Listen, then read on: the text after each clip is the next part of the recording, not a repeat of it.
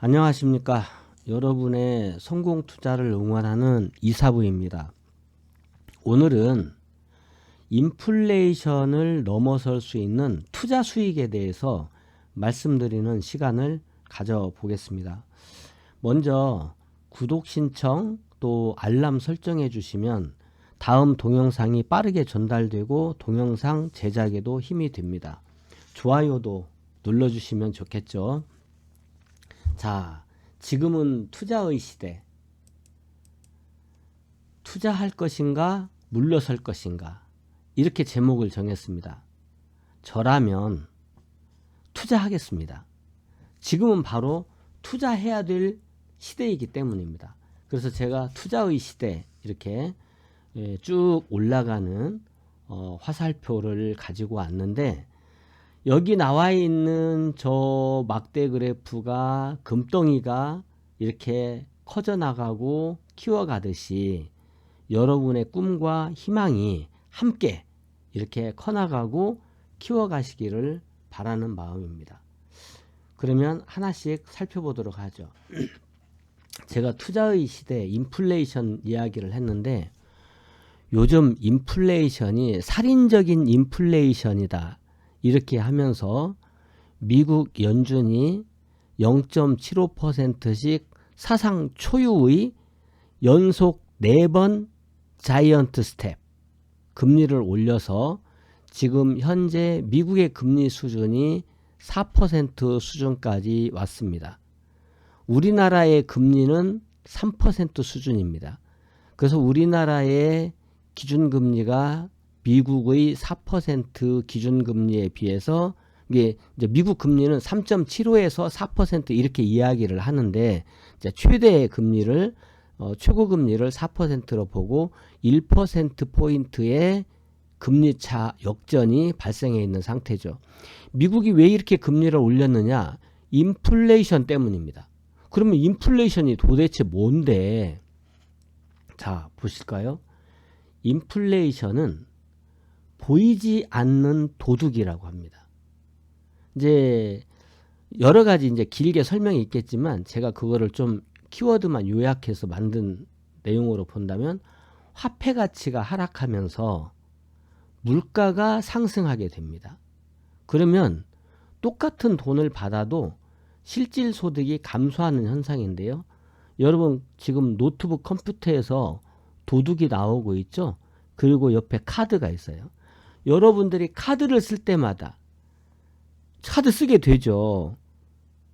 버스 요금, 전철 요금, 점심값, 뭐 하다못해 담배 살 때도 뭐라도 카드를 쓰게 되는데, 또 주부들은 가정에서 시장 보고 뭐 라면도 사야 되고 뭐 해야 될 거 아니에요. 근데 쓸 때마다 돈이 도둑이 훔쳐가는 것처럼 없어지는 것이 바로 인플레이션입니다. 우리 인간이 어찌 보면 굉장히 합리적이고 영리한 것 같아도 때로는 둔할 때도 있어요. 왜 둔하냐? 만약에 세금을, 예를 들어서 10% 받던 세금을 11%로 올린다. 그러면 전 나라가 난리가 납니다. 예를 들어서 전기요금을 인상한다. 버스 요금을 인상한다. 기차 요금을 인상한다. 등록금을 인상한다. 그러면 무슨 인상 이야기만 나오면 난리가 나거든요. 근데 사실은 그런 공공요금 말고 물가가 소리 없이 올라가요. 예를 들면 어제 3,000원 하던 계란값이 오늘 3,300원 하고, 한 달 뒤에 4,000원 하고, 어떤 때는 10,000원도 넘어가요. 물론 그런 것들이 수요와 공급에 의해서 뭐 조류독감이 왔다든지, 또는 뭐 홍수가 와서 배추 작황이 안 좋다든지 그러면 올라갈 수밖에 없는 부분이 있지만, 사실은 공산품도 라면값 오르죠. 뭐 짜장면값 오르죠. 밀가루값 오르죠. 뭐 오르죠. 쓰는 대로 돈이 나가게 됩니다. 그래서 인플레이션을 우리가 보이지 않는 도둑이다. 그러면 왜 인플레이션이 생기느냐? 통화량이 늘어나기 때문입니다. 우리 최근의 사례를 본다면 이 코로나19로 인해서 2000년부터 전 세계가 돈을 마구 뿌렸죠. 미국도 뭐 몇 달러씩 주네. 우리나라도 뭐 무슨 소상공인 지원금을 얼마씩 주네. 이렇게 전 세계가 돈을 엄청나게 뿌렸기 때문에 통화량이 늘었어요. 그러다 보니까 이 돈이 갈 곳을 찾아서 자산을 향해서 움직이게 되니까 자산 가치가 상승하게 되고, 옛날에는 예를 들면 똑같은 값을 주어도 지금은 그걸 못 사게 되는 거죠.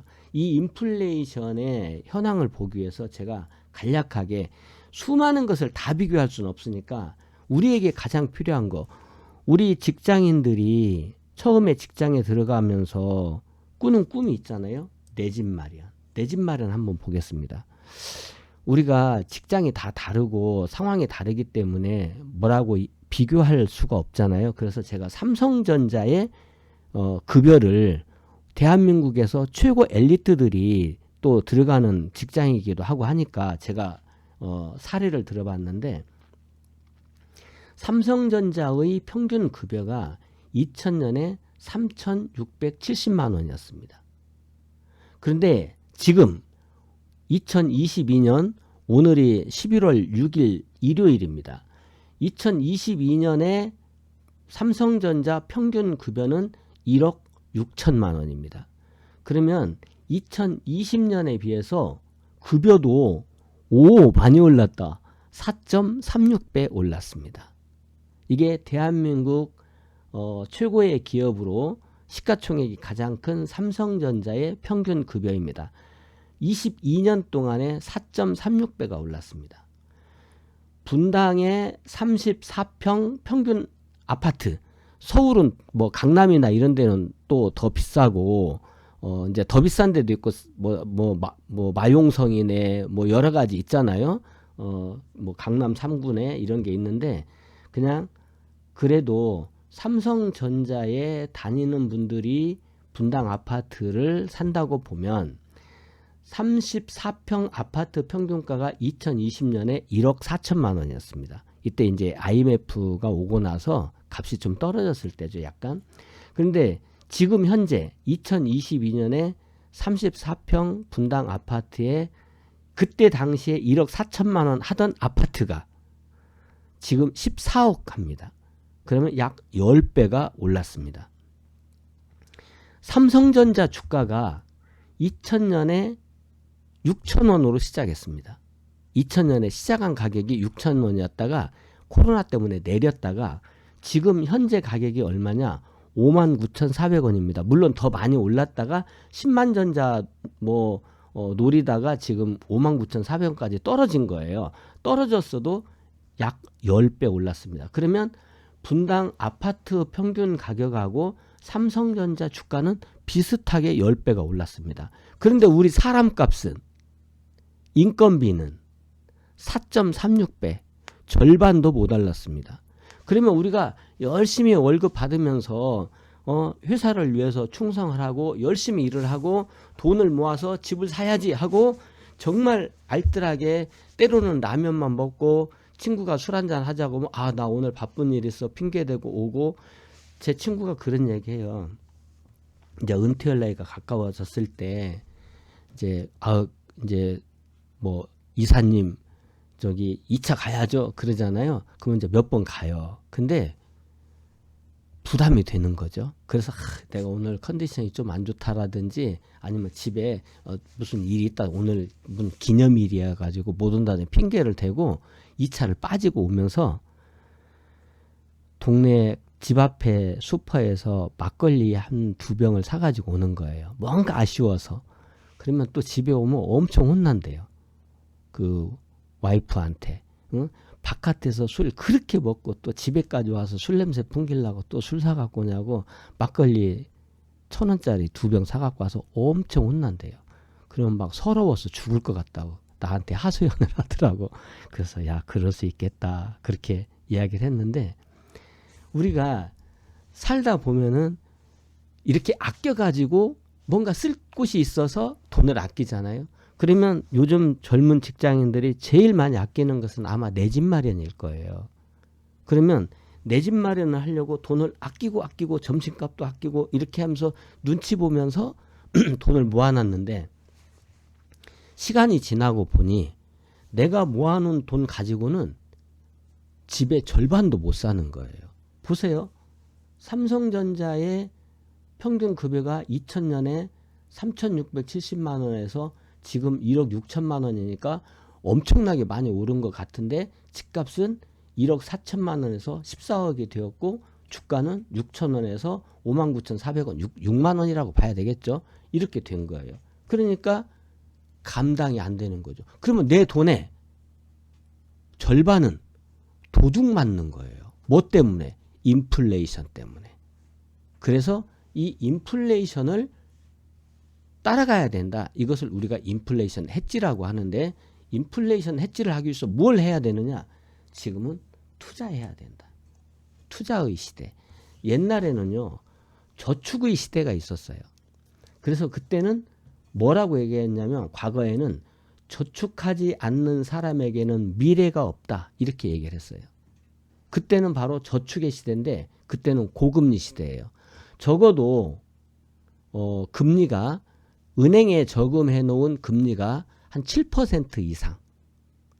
제가 그 공무원 할 때는요. 뭐 신용대출 같은 거 받으면 14%, 15%가 보통이었어요. 좀 싸게 해주는 데가 13.5%고 14.5%, 15.5%가 평균 금리였어요. 그때가 언제적이냐? 아주 오래도 아니에요. 한 1995년 정도까지 그렇게 고금리 시대가 있었어요. 그런데 지금은 금리가 어떻습니까? 최근에 금리를 올려서 우리나라는 3%고 미국은 사상 초유의 0.75씩 자이언트 스텝을 연속 4번, 역사상 한 번도 없었던 그 고금리로 올린 것이 지금 4%예요. 그러니까 지금은 저금리 시대거든요. 저금리 시대는 투자의 시대다. 이렇게 이야기를 할 수가 있고 이 현재 그래서 과거에는 저축하지 않는 사람에게는 미래가 없다. 이렇게 이야기를 했다면 지금은 현재는 투자하지 않는 사람에게는 미래가 없다. 단연코 이렇게 말씀드릴 수 있는 거예요. 그러면 지금 금리가 오르고 있지 않느냐 이렇게 여러분들이 말씀하실 수도 있을 거예요. 그런데 지금 금리 인상은 뭐냐? 단기적 현상입니다. 과도한 통화량에 의해서 아주 높은 인플레이션이 생겼기 때문에 이 과도한 인플레이션을 억제하기 위한 단기적 현상이 지금 현재 금리가 인상하는 것이고 자본주의는 성장하면 성장할수록 저금리 시대가 필연이에요. 그러니까 결국은 지금의 금리 인상은 일시적인 거예요. 멀리 보면 물론 일시적이라 해서 한 달, 두 달이라는 뜻은 아니고 1년이 될지 2년이 될지 3년이 될지는 모르지만 결국 이 세월이 가면서 금리는 저금리로 되돌아갈 수밖에 없다는 거예요. 최근에 우리는 제로금리도 경험을 해봤지 않습니까? 그러면 지금은 자본주의는 어차피 성장하게 돼 있어요. 금리가 올라가는 것은 미국이 금리를 올리는 것은 금리를 올리기 위해서 올린 것이 아니라 인플레이션을 잡기 위해서예요. 인플레이션을 선제적으로 잡지 못했기 때문에 뒤늦게라도 강도 높게 해서 인플레이션을 억제해야 돼요. 왜? 인플레이션은 도둑이니까. 인플레이션이야말로 자본주의의 최고의 도둑이에요. 보이지 않는 도둑. 그렇기 때문에 금리를 올린다는 것은 내가 금리를 3% 냈다가 4%로 내면 금리가 올라가서 부담이 커져요. 그러나 이 금리는 예측 가능한 거예요. 감내도 가능해요. 그러나 인플레이션은 얼마가 오를지를 몰라. 그렇기 때문에 감내가 안 되고 예측이 불가능해요. 이 예측 불가능한 도둑을 잡아서 예측 가능한 금리 인상으로 치환시키는 것이 지금의 금리 인상이고 이것은 단기적인 현상이다. 이렇게 말씀드릴 수가 있고요. 그렇다면 어차피 미래는 저금리 시대, 투자의 시대다. 이렇게 말씀드릴 수가 있는 거예요. 그렇다면 어디에 투자를 할 수가 있느냐? 우선 첫째로는 주식. 선물이나 이런 파생 상품, 뭐 채권 같은 금융 상품. 그래서 주식, 선물, 채권을 전통적인 금융 상품이라고 할 수가 있고, 그다음에 주택이나 토지 같은 이런 부동산 투자를 할 수가 있겠죠. 여기에다가 요즘 젊은 사람들이 MZ 세대들이 떼부자가 되었다라고 하는 코인이라든지 NFT 같은 가상자산 상품도 있습니다. 그 다음에는 전통적이기도 하지만 금이라든지 원자재, 미술품, 희귀 수집품 같은 대체 투자 상품도 있어요. 저는 여기에서 경험을 뭘 해봤냐면 주식, 선물, 채권은 다 경험을 해봤고, 주택도 그냥 나 사는 집 한 채 있으니까 일단 뭐 이거는 투자는 아니에요. 그러니까 제가 말하는 것은 투자인데 사실 저는 주택으로 투자는 못 해봤고 이전에 상가 투자는 해봤는데 돈은 못 벌었어요. 이게 또 타이밍이 맞아야 되는데 이게 제가 이게 분당에 막 그 상가들 처음 지을 때 그 조그마한 2층 상가 하나를 샀는데 결국에는 그 상가 지은 시행사가 부도가 나가지고 그거 빠져나오는데 엄청 애먹었거든요. 결국 돈을 못 벌었죠. 지금은 엄청 잘 돼요. 미금역에 상가기 때문에. 근데 어쨌든 제가 이렇게 부동산 투자를 주택을 산 것은 집을 산 것이기 때문에 투자라고 할 수 없고요. 다만 이제 주택값은 조금 올랐지만 나머지 그 부동산에 대한 투자 경험은 그리 많지는 않아요. 코인이나 NFT는 아직 제가 산 것은 없고 코인은 약간 경험을 하고 있고 지금도 약간은 가지고 있습니다. 뭐 금이야 뭐 투자로 샀다고 할 수도 있겠지만 하여튼 뭐 금은 뭐 집안에 금붙이는 조금씩 있는 것들은 뭐 있다고 보고 제가 여기에서 이제 경험해 본 것은 미술품입니다. 미술품은 제가 1980년대부터 지금까지 한 35년 정도 미술품 수집을 꾸준히 없는 상황에서도 꾸준히 해왔다고 하는 거. 그래서 이런 경험을 해보았는데 그러면 여러분들이 여기에서 어디에 투자할 것이냐를 선택과 집중이 필요하겠죠. 제가 여러분들이라고 한다면 여기에서 우선 여러분들이 투자 전문가가 되기 위해서 선택할 수 있는 가장 좋고 가장 빠르고 가장 안전하고 가장 수익이 큰 것은 주식입니다. 그래서 이 시간에는 주식에 대해서 여러분들에게 안내 말씀을 드리기로 하죠. 우리가 투자라고 한다면 항상 리스크를 생각을 해요. 그래서 리스크가 뭐고 뭐 이런 얘기 하죠. 주식을 위험 자산이라고 이야기하는 사람들이 아주 많아요. 10명이면 8명 중에 9명은 주식을 위험자산이라고 해요. 실제로 기사에도 위험자산 회피, 안전자산 선호 뭐 이런 말이 나옵니다. 안전자산이라고 한다면 달러나 금이나 이런 것들을 얘기하고 위험자산이라고 한다면 주식이라든지 또는 그 환율이라든지 이런 파생상품이라든지 이런 걸 이야기해요. 근데 정확히 말하면 주식은 결단코 위험자산이 아닙니다. 원래 위험이라고 하는 것은 무조건 피해야 할 위험성을 우리가 데인저라고 해요. 위험한 거죠. 데인저. 위험해. 피해. 무조건 피해야 돼요. 그것이 데인저입니다. 그런데 주식 투자를 하면서 데인저라고 말하는 사람은 없어요. 우리가 번역을 리스크를 위험이라고 번역해서 그렇지 위험이 아니에요. 리스크라고 하는 것은요. 그러니까 데인저는 부정적인 이미지죠. 무조건 피해야 되니까. 데인저를 안고 가면 절대 안 되겠죠. 그런데 리스크라고 하는 것은요. 제가 여기에다가 여러분들이 아주 알기 쉽게 제가 오랫동안 고민해서 써놓은 것이 있어요. 각오해야 할 잠재적 손실 가능성을 리스크라고 합니다. 그러니까 여기서 여러분들이 어디 찾아봐도 이런 말이 없어요. 이건 제가 만든 말이에요. 각오해야 할. 그러니까 우리가 각오하면 보듬고 갈 수 있는 잠재적 위험성을 우리가 리스크라고 해요. 그래서 부정적 의미의 데인저와는 완전히 다르다. 이런 부분을 말씀드리고요. 그러면 저 리스크를 건너면 어떻게 되느냐? 리워드를 받을 수 있어요. 리스크를 극복하고 나면 얻을 수 있는 큰 수익을 우리가 리워드라고 해요. 그래서 no risk, no reward. 리스크가 없으면 보상도 없다. 즉 우리가 이제 각오하는 위험이죠. 각오하는 위험을, 즉 위험을 하나도 안 지려고 위험을 각오하지 않으면 아무런 수익이 없다는 거예요.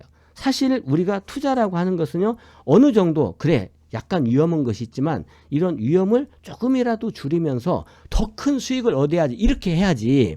아무런 위험도 않고 위험도 지지 않고 하려고 하면 아무것도 안 해야 돼요. 그냥 방 안에 가만히 있어야 돼요. 밖에 나가면 교통사고도 위험하고요. 어디 뭐 이태원 이런 일도 있었고요. 어디나 위험이 있는 거예요. 그러나 교통사고가 난다는 위험이 있지만 우리는 차를 타고 가요. 왜? 그 차를 타고 가서 더 유익한, 더 행복한, 더 좋은 일을 할 수 있기 때문에 그런 거예요. 우리 삶은 다 리스크가 있는 거예요.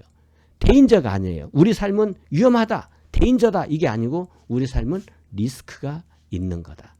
그러면 주식도 우리 평상시 살아가는 삶과 똑같은 거예요. 리스크가 있는 거죠. 각오해야 될 잠재적 손실 가능성. 아무런 위험 없이, 하나도 위험 없이 그거 위험해 하지마, 그러면 우리는 아무것도 못하는 거예요. 우리가 자녀를 기를 때 야 그거 위험해 하지마. 물론 뭐 전기를 만진다든지 뭐 그런 위험한 것은 피해야 되겠죠. 낭떠러지를 간다든지 뭐 이런 것은, 뭐 고층 빌딩에서 뛰어내린다든지 이런 것은 위험한 거예요. 죽음이니까. 그러나 내가 뭘 해보고 싶어, 야 그거 안 돼, 이렇게 말할 것도 없는 겁니다. 그 리스크를 극복했을 때 얻는 리워드는 어마어마한 것이거든요. 그래서 위험이 없는 성공은 없다. 이것이 주식 투자를 하는 사람들의 첫 번째 각오가 되는 것입니다. 그래서 제가 이거를 그림으로 표현을 했어요. 보세요. 이게 지금 낭떠러지예요. 밑에 죽음의 계곡이 있어요. 그런데 아무것도 없이 죽음의 낭떠러지에서 뛰어내리고 여기를 걸어가려고 합니다. 이건 뭐다? 데인저예요. 이건 내려가면 어떻게 된다? 여기서 한 발만 더 건너면 어떻게 된다? 죽음이에요. 이것을 데인저라고 하는 거예요. 주식은 이런 게 아닙니다. 그래서 제가 다음 그림을 보여드릴게요. 이것이 리스크입니다. 여기 절벽에 밑에 죽음의 계곡 똑같아요. 근데 건너편에 리워드가 있어요. 어떤 것이냐? 자유가 있습니다. 자유의 땅. 황금이 있습니다. 여러분 좋아하는 돈, 황금의 땅. 생명이 있습니다. 생명의 땅. 여기를 건너가면 돼. 근데 밑에 다리가 있잖아요. 난간도 있고. 그래서 여기를 조심조심, 물론 발이 빠질 수도 있어요. 그러나 조심조심 잘 건너면, 뭐 다리가 무너지면 어떻습니까? 뭐 그런 위험이 없는 건 아니지만 어쨌든 이런 밑에 죽음의 계곡이 있다는 하는 위험을 알지만 다리가 있으니 이 제도와 시스템과 이런 것을 잘 활용을 해서 이 다리를 건너면 약간 아찔하고 위험해 보이지만 여기만 건너면 자유가 있고 돈이 있고 생명이 있는 이런 땅을 갈 수 있다. 그러면 이 리스크를 우리가 건너는 것이 주식 투자예요. 그래서 여러분들이 투자라는 것을 너무 위험하게 데인저라고 보지 마시고, 이것은 내가 각오하면 이겨낼 수 있고 준비하면 극복할 수 있는 그런 제한된 위험이다. 이렇게 생각을 하신다면 여러분들이 충분히 승리의 그런 기쁨을 누릴 수 있다. 이렇게 말씀을 드리면서 오늘은 제가 투자의 시대에 대해서 말씀을 드렸고, 무엇에 투자해야 되느냐, 제가 여러분들에게 오늘의 명언 하나를 소개해 드리겠습니다. 오늘의 명언은 투자의 시대, The rich invest in time, The poor invest in money. 여러분 다 아는 단어들이죠. 부유한 사람들은 시간에 투자하고 가난한 사람들은 돈에 투자한다. 이게 누구 말이냐? 우리가 그토록 흠모하는 워린 버핏의 이야기입니다. 워린 버핏의 투자 명언이죠. 부유한 사람들은 시간에 투자하고 가난한 사람들은 돈에 투자한다. 여러분, 주식시장을 하루 종일 쳐다보는 사람처럼 바보가 없습니다. 그 사람들이야말로 푸어입니다. 하루 종일 주식을 쳐다봐요. 우리가 무엇을 위해서? 돈을 위해서. 이게 바로 푸어, 가난한 사람들. 이게 바보들이죠. 여러분들은 주식시장을 보지 않으면서 투자할 수 있는 힘, 시장에서 시선을 떼고 바라볼 수 있는 전문가, 여러분들은 그런 전문가가 되시기를 바라면서 오늘은 투자의 시대, 이 더 리치 인베스트 인 타임, 더 푸어 인베스트 인 머니를 여러분들에게 말씀을 드리면서 여러분들이 앞으로 이렇게 차곡차곡 한 입, 두 입, 네 입, 여덟 입, 16입 이렇게 기하급수적인 투자의 리워드를, 승리를 쟁취해 가시기를 바라겠습니다. 여러분의 성공 투자를 항상 응원합니다.